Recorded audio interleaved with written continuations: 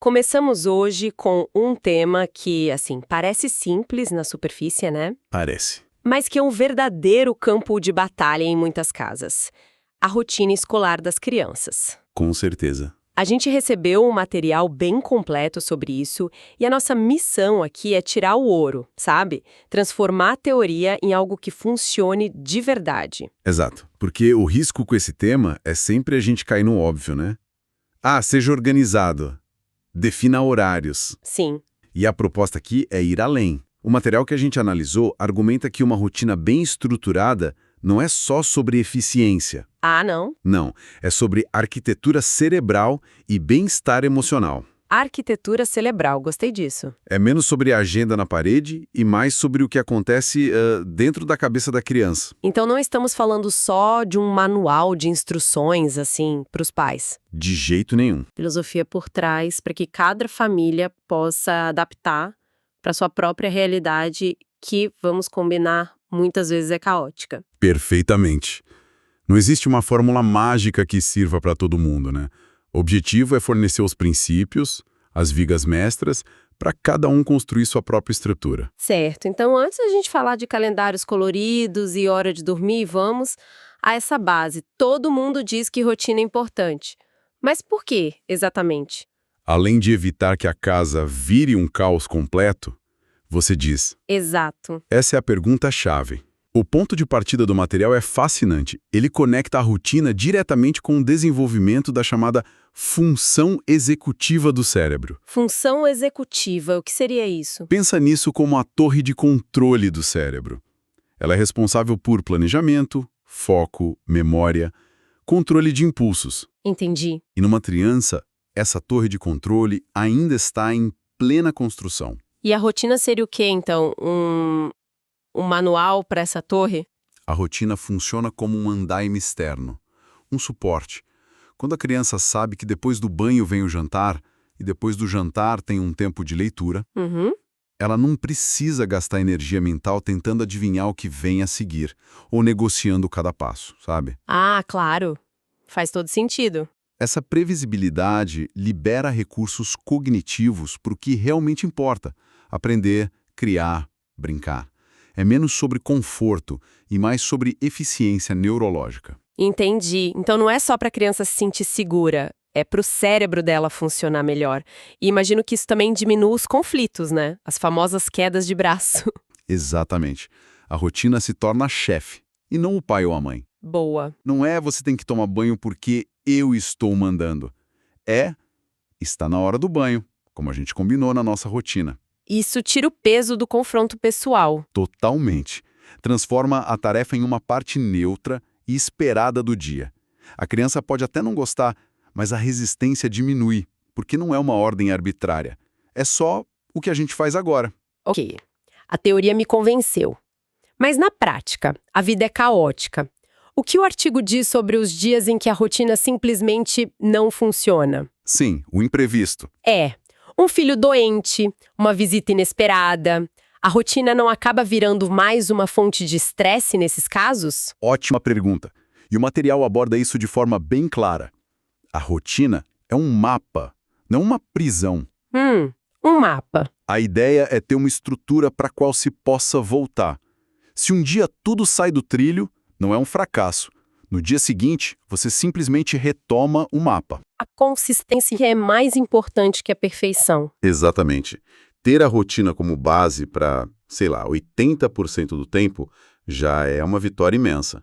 E dá estabilidade para lidar com os 20% de caos. Certo. Vendida na teoria. Mas como colocar isso no papel? Como se começa a desenhar esse mapa sem que pareça tipo uma planilha de Excel imposta goela abaixo? O processo que eles sugerem é bem colaborativo. Começa-se pelos pilares inegociáveis. Que seriam? As atividades com horários fixos. A escola, o almoço, o jantar, a hora de dormir.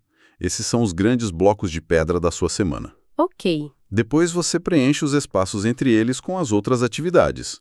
Lição de casa, brincadeiras, tempo de tela, leitura. E aqui entra um ponto que me chamou muito a atenção no material. A ideia de envolver a criança nesse processo. Ah, essa é a virada de chave. Né? Não é um decreto, É uma negociação. É sentar com a criança e dizer, olha, temos essa 1h30 entre chegar da escola e o jantar. A gente precisa encaixar o dever de casa, um banho e um tempo para você relaxar. Como a gente pode organizar isso? Pera aí, essa parte me pegou. A gente tende a pensar na rotina como algo que os pais impõem, de cima para baixo. É o padrão. Mas essa ideia de transformar a criança numa sócia do planejamento, isso muda completamente a dinâmica. Mas e se a preferência da criança for 0 lição de casa e mais videogame? Clássico. Como o artigo sugere equilibrar a participação dela com os limites necessários? O segredo está em oferecer escolhas dentro de limites pré-estabelecidos. A questão não é se a lição será feita, mas quando e como. Ah, entendi. Você pode perguntar, você prefere fazer a lição de matemática antes ou depois do lanche? Ou quer começar pela mais fácil ou pela mais difícil? Pequenas doses de autonomia. Isso. Ao dar essas pequenas doses de autonomia, a criança se sente no controle, mesmo que o quadro geral tenha sido definido pelos adultos. Ela não está só seguindo ordens. Exato. Ela está executando um plano que ajudou a criar. E isso gera um comprometimento que a imposição jamais conseguiria. Com a estrutura montada, vamos mergulhar nas dicas mais práticas.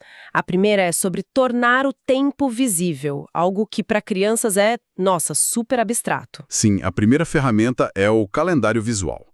A ideia é simples, mas muito poderosa. Um quadro branco, uma cartolina, algo que fique num lugar de passagem, tipo a cozinha. Certo. Nele, marcam-se as provas, entregas de trabalho, passeios da escola. Para uma criança, daqui a 2 semanas é um conceito etéreo, né? Totalmente. Ver os dias passando e o evento se aproximando no calendário torna o tempo concreto. Ela aprende a se antecipar. E o material sugere que a própria criação do calendário seja um evento familiar, com adesivos, canetas coloridas. Um momento divertido. E tem um detalhe psicológico que eu achei interessante. A satisfação de riscar ou marcar uma tarefa como concluída. É um pequeno reforço positivo, né? Uma injeção de dopamina. Olha, eu fiz.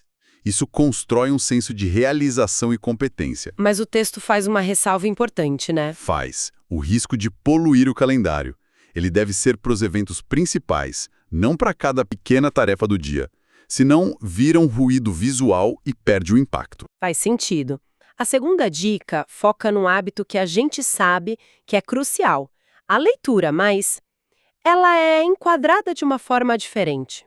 Sim, menos como tarefa acadêmica. E mais como uma ferramenta de descompressão. Exato. A dica 2 é sobre o ritual da leitura.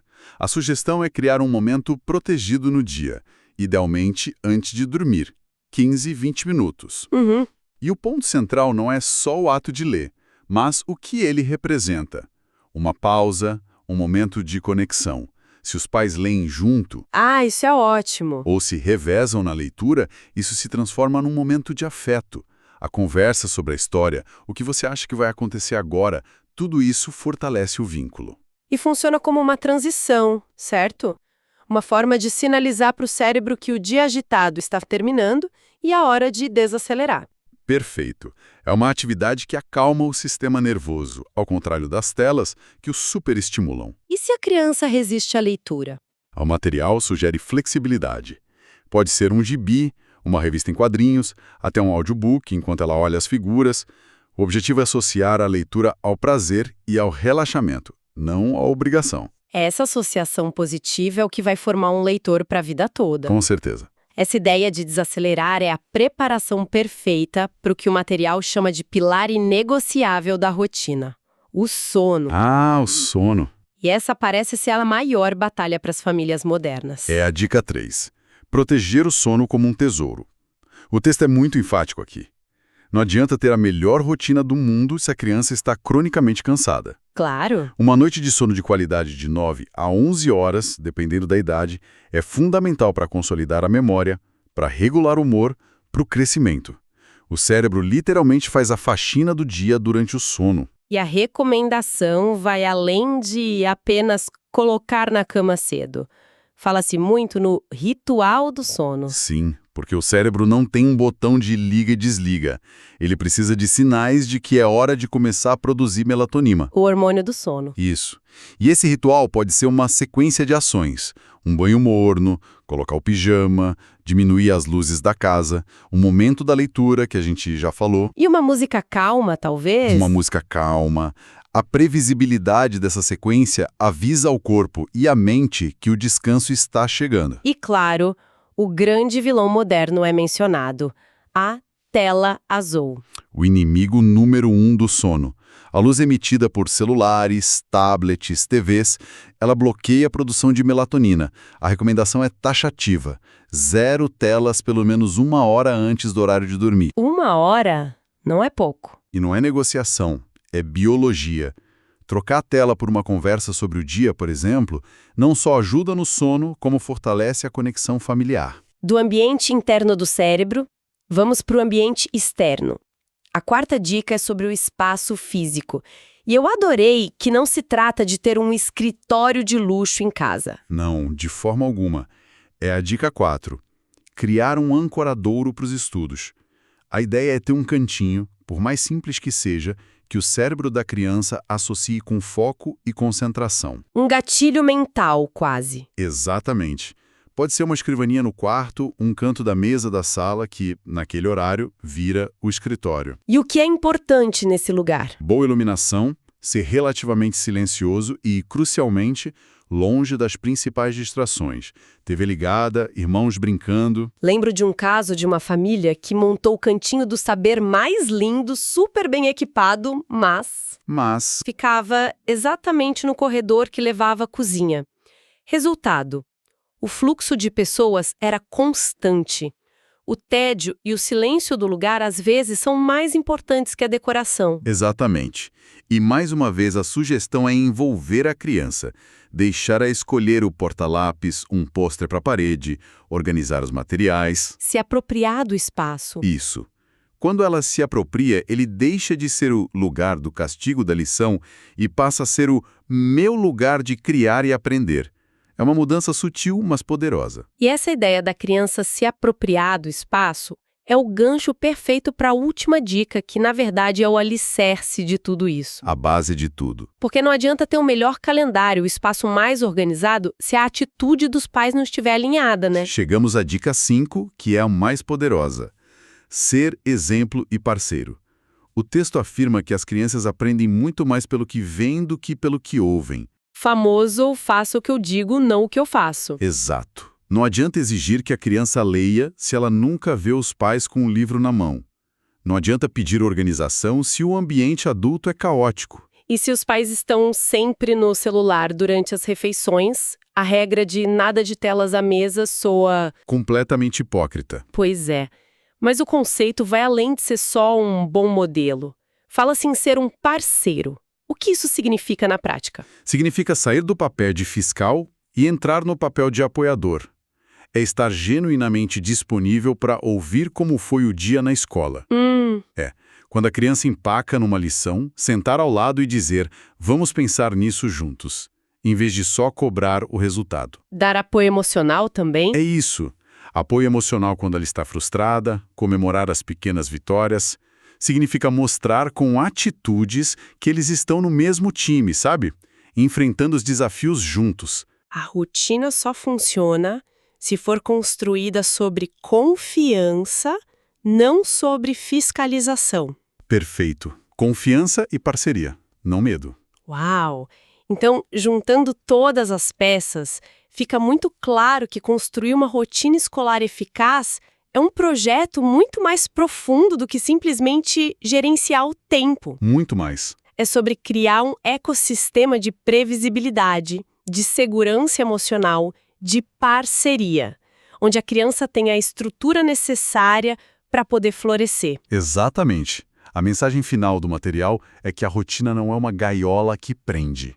Ela é uma plataforma de lançamento que dá à criança a segurança e as ferramentas para voar com mais autonomia e confiança. E a flexibilidade é a chave, né? É a chave para que essa estrutura não se quebre na primeira tempestade. É um equilíbrio constante entre organização e jogo de cintura. E para encerrar, fica uma reflexão que todo esse material me provocou.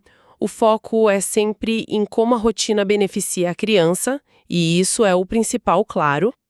Mas ao se comprometer em construir e modelar esses hábitos, organizar o tempo, dedicar um momento para a leitura, reduzir telas à noite, ser uma parceira presente, de que maneira nós, os adultos, acabamos sendo, assim, forçados a organizar nossa própria bagunça e, no processo, talvez encontrar um bem-estar que nem sabíamos que estávamos procurando?